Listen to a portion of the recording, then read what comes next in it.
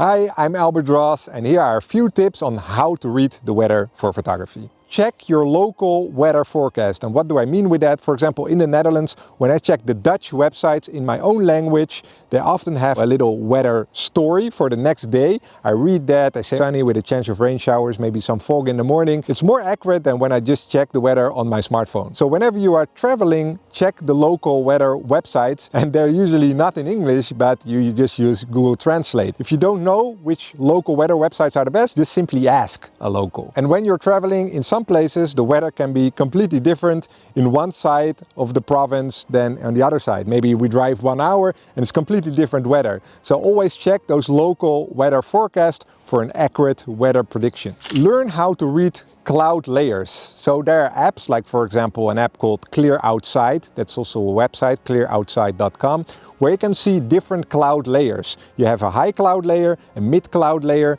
and a low cloud layer.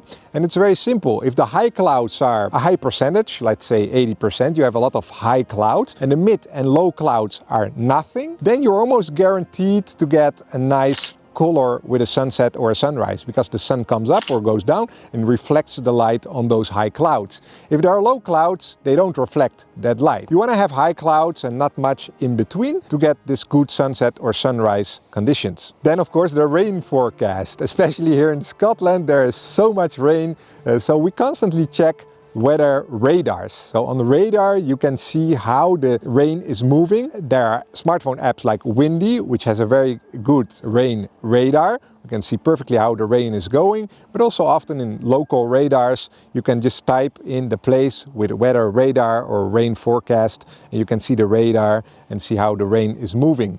And this you need to check like a few hours before or even the day before. If you check it like 2-3 days before, often the forecast is wrong. So you want to check it as close as possible before you actually want to go there and see how the rain develops on the radar. Then if you know how to read the weather, you can plan perfect shots, and there are apps for that. One of them that I use is Photo Pills. With Photo Pills I can plan exactly where the sun is rising, where the sun is setting, where the moon is rising, where the moon is setting, where the Milky Way is during the night. So if you see those perfect shots of me where the moon is exactly on a church tower or exactly on top of a windmill, or the sun is setting at the exact position, these are all planned. It's not luck, it's all planned with Photo Pills. So planning and reading the weather, if you know how to do that properly, you can take some incredible shots. Hope you liked the video. If you want to know more about my signature Parka Pro jacket, check the link in the description below. If you have any questions, put them in the comments, like, subscribe to the channel, and see you next time.